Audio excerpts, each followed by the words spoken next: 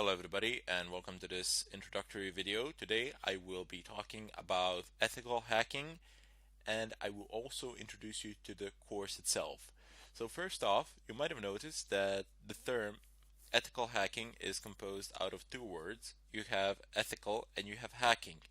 Now hacking, the definition of hacking is quite broad. I mean, it encompasses a very wide range of activities. However, if you actually go to any of the online dictionaries pretty much, and if you type in the term hacking, generally it will say that it has something to do with computers. I cannot say that that is not true. However, that is only a small portion of the definition. Rather, instead, the act of hacking is actually having any system, and I mean any system, not just a computer system, not just a digital system. In fact, the system doesn't even need to contain any electronic parts. So literally any system, having it do something that you intended it to do as opposed to what it was designed to do. Now here is one short example that has been cited over and over again. You have a lock, basically. You have a door lock in your house. Everybody has one. Well, I sincerely hope that you have one. And the purpose of that lock is to prevent intruders from entering. So anybody who does not have a key cannot enter. People enter without a key anyway because they pick the lock and then they enter, and that itself could be considered an act of hacking. Also an act of burglary, but that's another subject. Anyway, the ethical side of it would be when you have these large automobile industry manufacturers, and then they hire these burglars to come and pen test their locks. So basically, they pay them very good sums of money to go to their factories and to try to unlock their cars. This doesn't need to apply only to locks for cars. It can also apply for your door locks. Manufacturers of pretty much all sorts of locks, they hire people to actually try and pick lock them, and then if they succeed doing it, and if they succeed, they pay them a very good sum of money. I do believe that prices for one car manufacturer, they went up to 1 million euros if you manage to break their locks. But what I'm trying to say here is that they have the ethical side of it would be when you have a permission to do it, when it's within the constraints of the law. And the act of hacking itself can be within the constraints of the law, but doesn't necessarily need to be. Anyway, we will not be focusing on those types of locks today or during this course. During this course, I will teach you how to penetrate networks, how to exploit systems, how to break into computers, how to compromise routers, etc.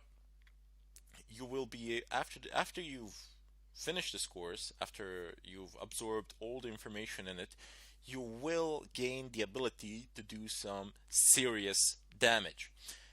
Now, because of that, I wish to give a disclaimer here.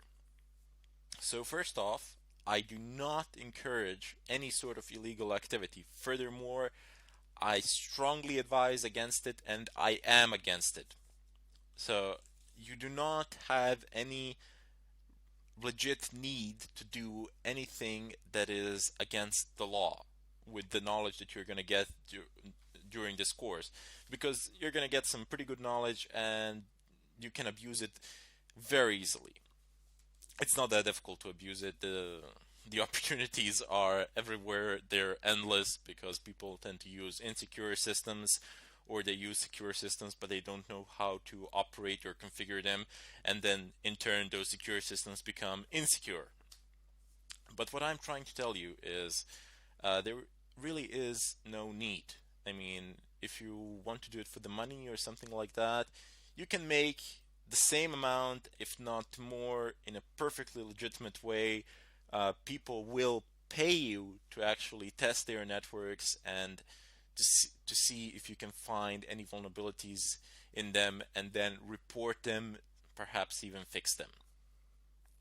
So, however, if you do decide to do something against the law in any country, I am not responsible for it. That is what I want to say. I do not claim responsibility for it, as I have already stated that I am doing this for purely for educational purposes, and I do not advocate the use of this material for any sort of illegal purpose. Now, I hope you understand why I had to make this disclaimer, and I this is not what I said. These are not just empty words. I really do stand by it, and that is my philosophy as well. In any case, during this course, I will show you numerous examples, methods. You will need some prerequisites over which I will go in the next tutorial. But you're in for a ride, so sit down, be patient. That is a very important thing in this line of work.